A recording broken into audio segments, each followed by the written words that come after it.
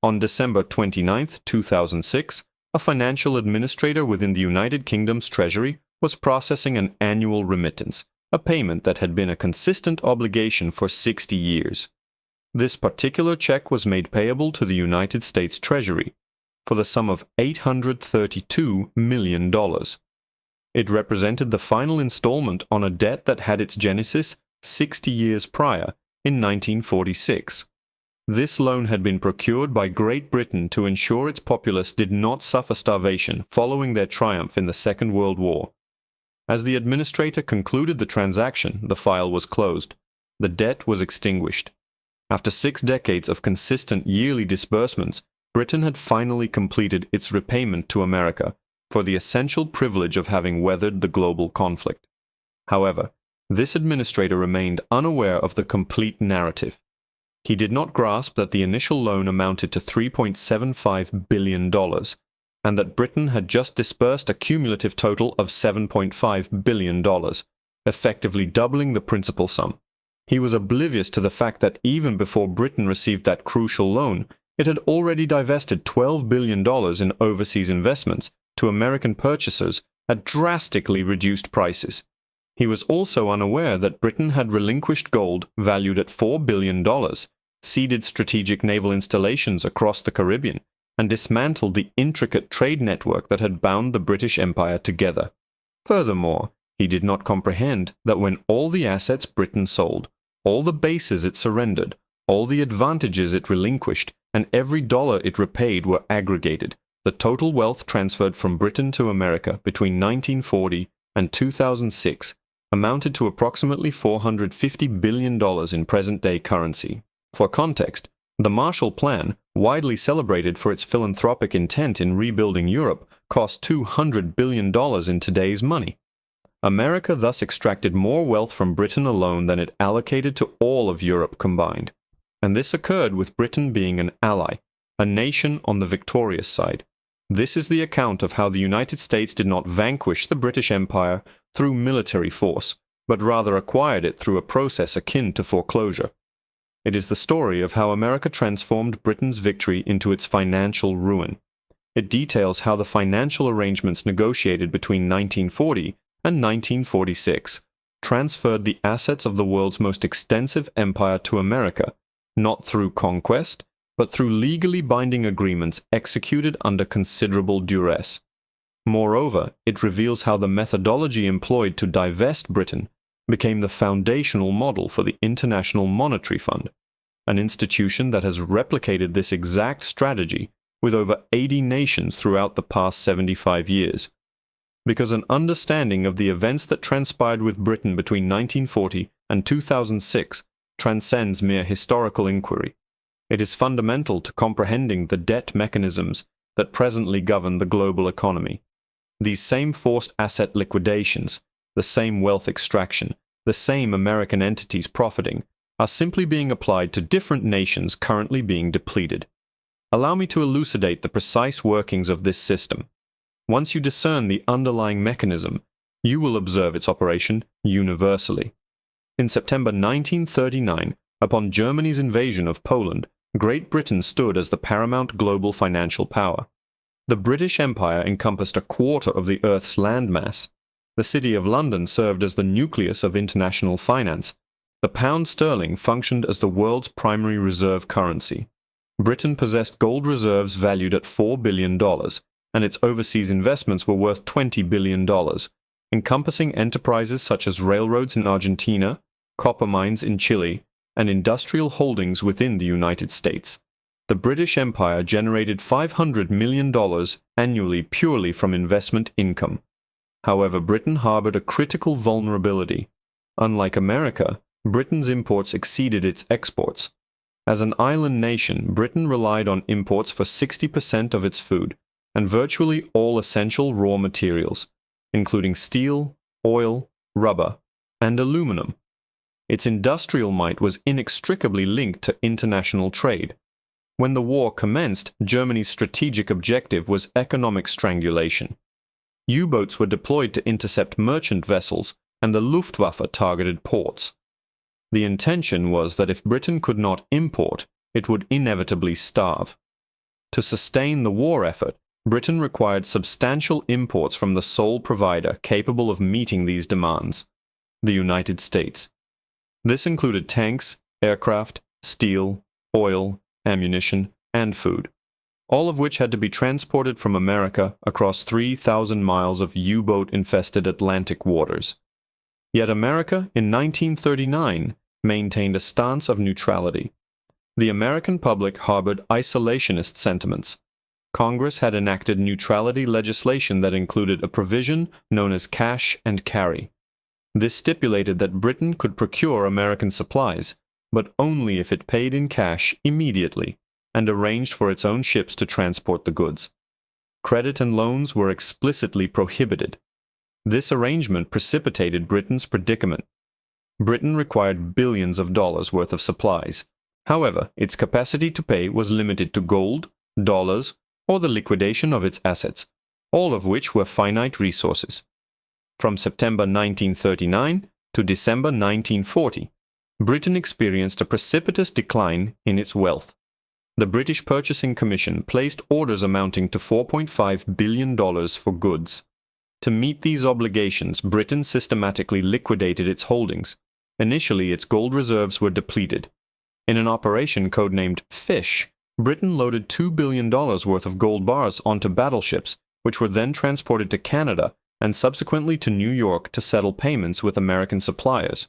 This represented the most significant transfer of physical wealth in recorded history. Following the gold, securities were liquidated. Britain mandated its citizens to surrender all American stocks and bonds. The government then sold these securities on the New York Stock Exchange, realizing $1 billion. Subsequently, overseas investments were sold. Britain began divesting its income-generating assets at significantly undervalued prices. However, liquidating these investments proved detrimental because they provided an annual income of $500 million, which had previously offset Britain's trade deficit. By December 1940, Britain found itself on the brink of mathematical insolvency. Its gold reserves were exhausted, its securities had been sold, and its readily disposable assets were depleted. Britain still owed $3 billion for supplies already ordered and lacked the means to pay. It was at this juncture that Winston Churchill penned his correspondence to Franklin Roosevelt, dated December 8, 1940. Churchill articulated the U-boat menace and the critical necessity for destroyers and aircraft. However, the central message was stark. Britain was financially depleted and could no longer afford to purchase American supplies with immediate cash payments. Roosevelt grasped the gravity of the situation. If Britain were to fall, Germany would dominate Europe, thereby posing a direct threat to America. Nevertheless, Roosevelt encountered legal and political impediments. The Neutrality Acts expressly forbade loans to belligerent nations, and the American populace remained opposed to providing aid. Isolationists argued that Britain, despite its apparent wealth, was attempting to deceive America. Roosevelt therefore sought a mechanism that would appear as a commercial transaction rather than an act of charity. The solution that emerged was Lend-Lease. Roosevelt explained it through a simple, colloquial analogy.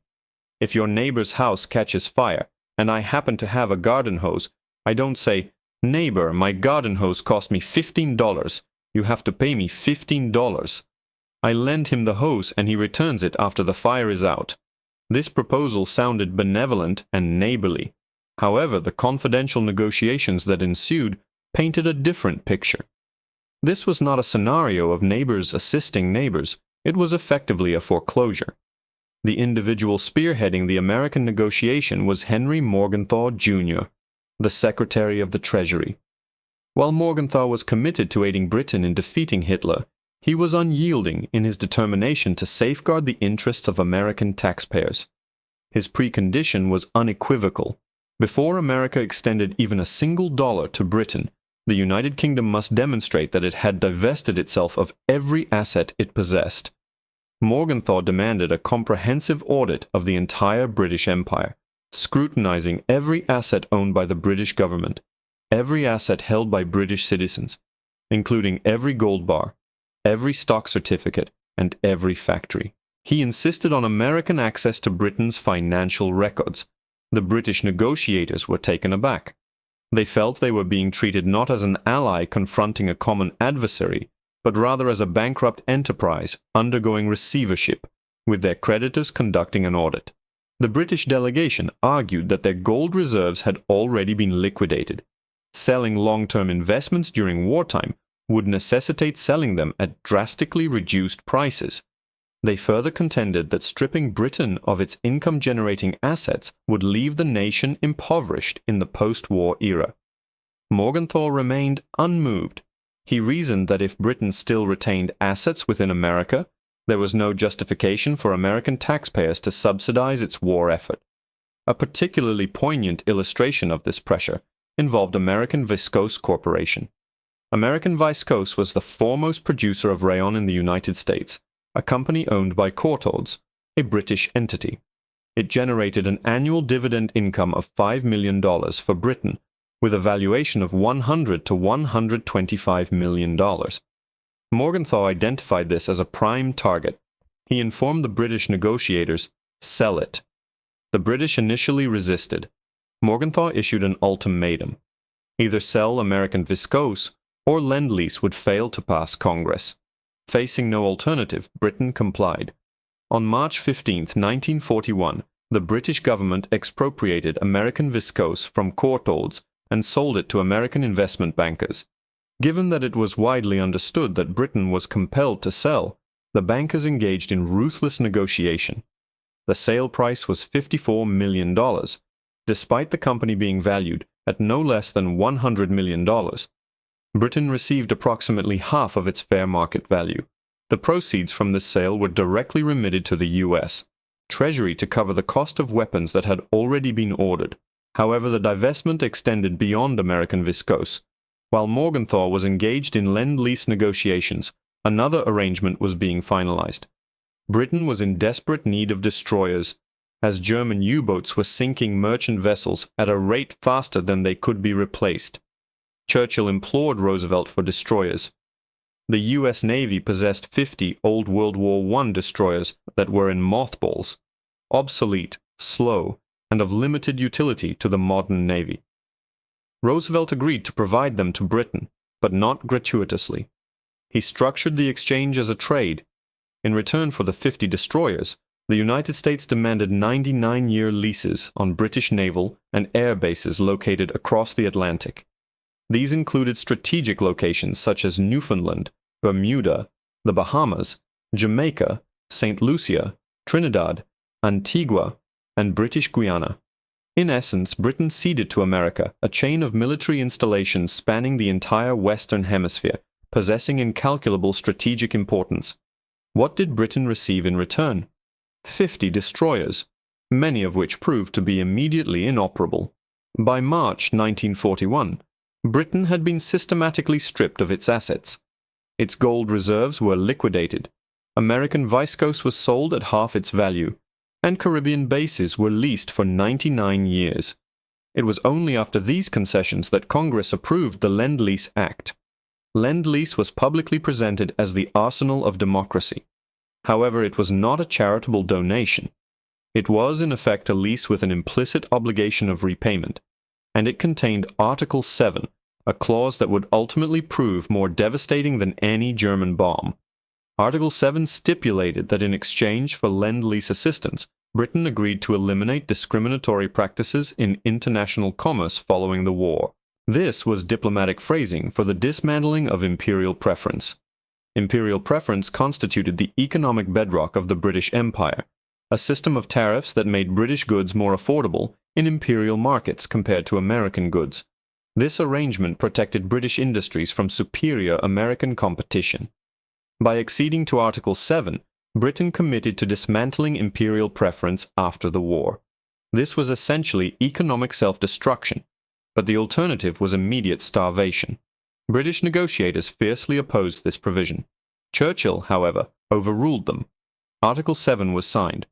From March 1941 to August 1945, Britain received $31 billion in Lend-Lease aid, which was instrumental in its survival.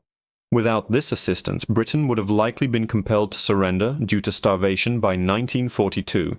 However, while Britain received aid and engaged in combat against Germany, America concurrently absorbed British wealth and market share.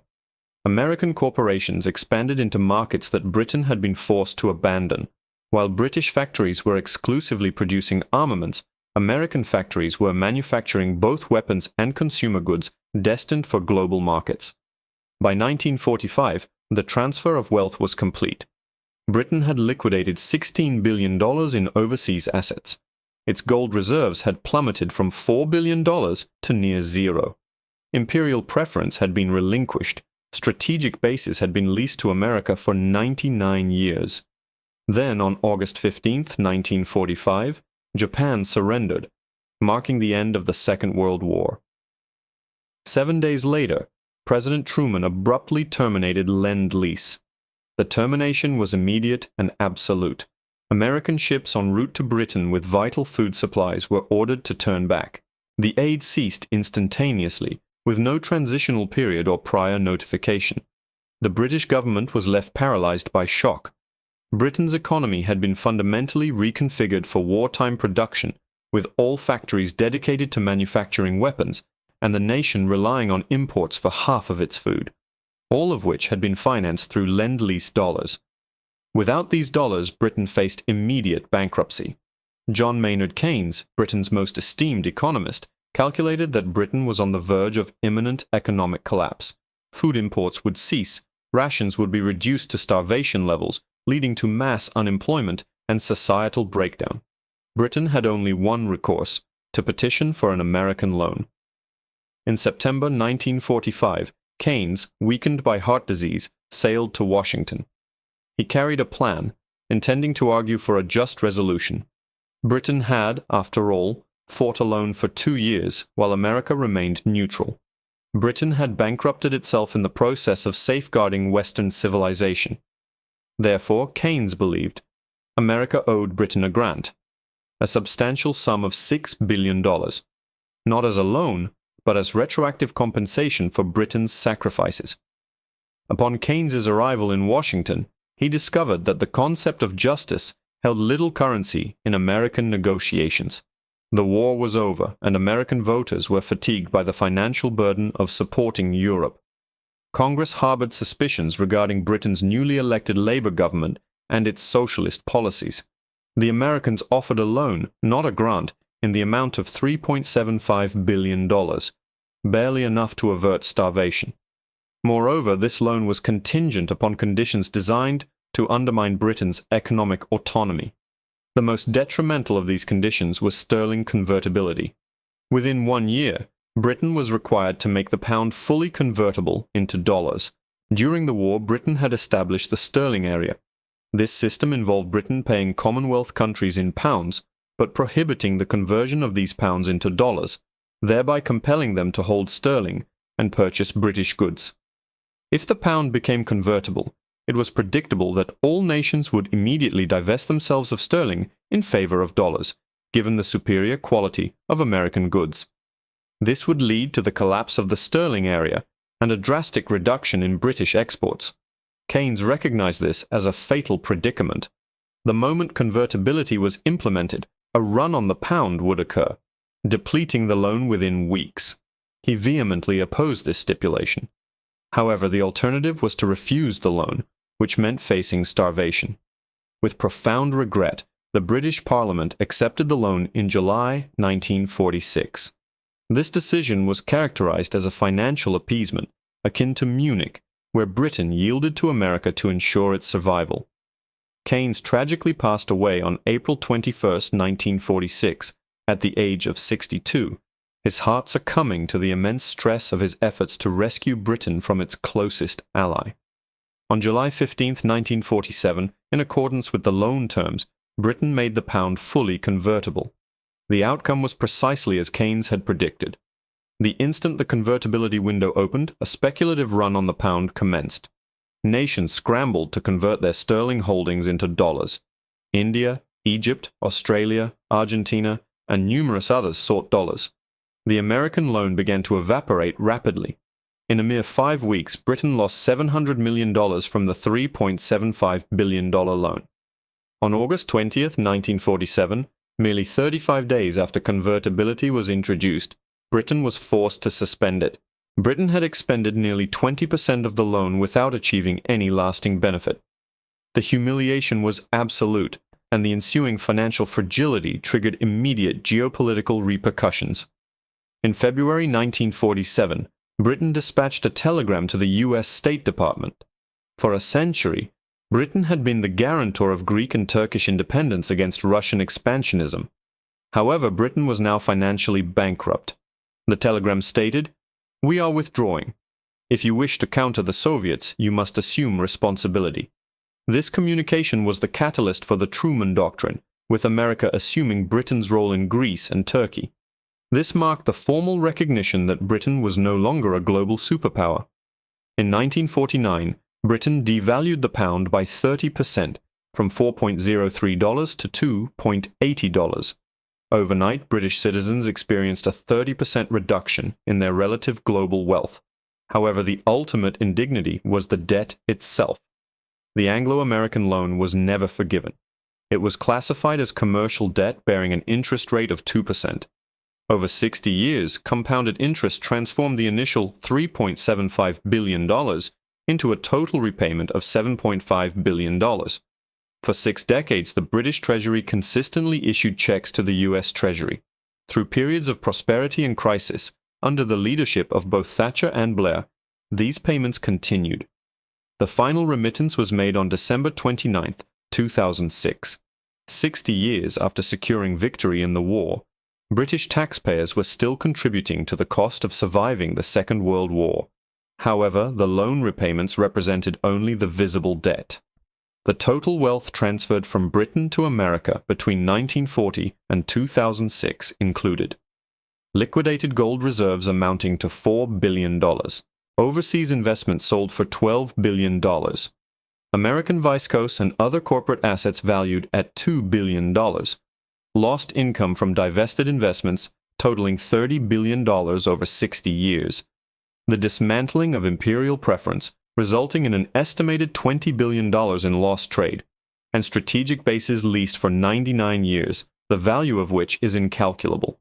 The loan repayment alone totaled $7.5 billion, approximately $30 billion in 1940s currency, or $450 billion in today's money.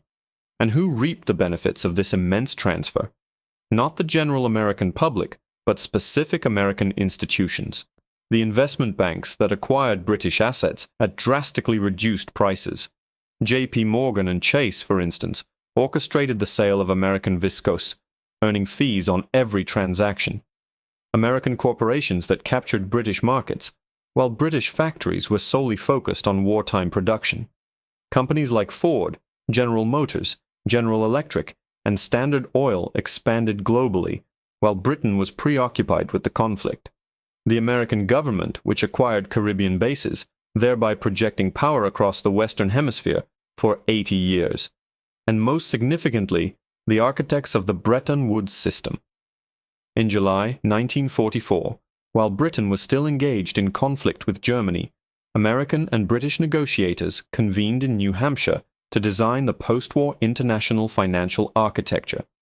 The Americans successfully imposed a system that solidified dollar dominance. The dollar was designated as the world's reserve currency. The International Monetary Fund, IMF, and the World Bank were strategically located in Washington, D.C., placing them under the control of American voting power. The IMF would then implement structural adjustment programs on nations requiring loans, compelling them to open their markets to American exports and to privatize state-owned assets for American buyers. Keynes vehemently opposed this system. He proposed an international currency, dubbed Bancor, which would not confer an advantage to any single nation. However, the Americans rejected his proposal. Keynes lacked the leverage to counter, as Britain was financially incapacitated. The American plan was thus adopted.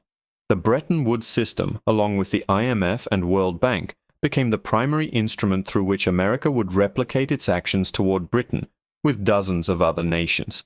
Between 1946 and 2025, the IMF has imposed structural adjustment programs on more than 80 countries. The pattern is identical to that experienced by Britain between 1940 and 1947. a nation encounters a financial crisis. The IMF offers a loan with stringent conditions attached. These conditions mandate the privatization of state assets, currency convertibility, and the removal of trade protections. American corporations then acquire these privatized assets at significantly reduced prices. Domestic industries within these nations are unable to compete with American imports, leading to a state of perpetual indebtedness. Mexico, Argentina, Brazil, Indonesia, Thailand, Greece, and numerous other countries have followed this trajectory. It is the same strategic approach, the same transference of wealth, and the same American beneficiaries. Britain played a role in establishing this system in 1944, without realizing it was simultaneously drafting the blueprint for its own eventual decline. By endorsing the Bretton Woods Agreement, Britain legitimized the very mechanism that would ultimately divest it, and subsequently dozens of other nations. The irony is profound. Britain vanquished Nazi Germany, only to succumb to American financial dominance. Germany, having lost the war, was subsequently destroyed, and then rebuilt with Marshall Plan aid that did not require repayment. Britain, on the other hand, emerged victorious from the war, yet was compelled to pay for it for 60 years. This is the concealed history of the Second World War. The military accounts chronicle an Allied triumph. However, the financial history reveals America's ascendancy to global dominance through the systematic stripping of assets from its closest ally. Britain emerged from the war as a moral paragon, but an economic lightweight. Britain had acted with moral integrity, standing alone against Hitler and sacrificing everything to preserve Western civilization. Yet the ultimate price was its future. Britain sold its empire to secure its survival. Its gold reserves, investments, strategic bases, and trading system were all transferred to America, not through military conquest, but through contractual agreements executed under duress. Furthermore, the mechanisms implemented to divest Britain became the standard operating procedure for asserting American economic dominance for the ensuing 80 years. When you hear of IMF loans with attached conditions, you are witnessing a reenactment of the 1946 Anglo-American loan. When countries are compelled to privatize their state-owned industries, you are observing a repetition of the American Vice Coast sale. When currency crises trigger capital flight, you are observing a replay of the 1947 sterling crisis. The British experience was not an isolated incident. It served as the template that continues to be employed today. The same debt traps, the same mandated asset sales, the same extraction of wealth, with different nations being systematically depleted by the very same system that was conceived in 1944 and 1946. If this exposition has revealed to you that the true narrative of the Second World War was financial rather than military, that Britain did not lose the war, but rather lost its empire, having paid dearly for its victory, and that the methodology employed against Britain became the playbook for the IMF, utilized against over 80 countries, then this understanding is paramount. Consider subscribing, as the upcoming video will reveal which nations are currently being exploited through this very system, which American institutions are reaping profits, and the reasons behind the staggering $317 trillion in worldwide debt, a mechanism functioning on a global scale. The Anglo-American lending arrangement siphoned $450 billion from Britain over a span of 60 years. In contrast, the global debt apparatus extracts $15 trillion each year from the entire planet. Grasping the situation in Britain from 1940 to 2006 offers insight into the very system that governs every indebted nation today. The core mechanics remain unaltered.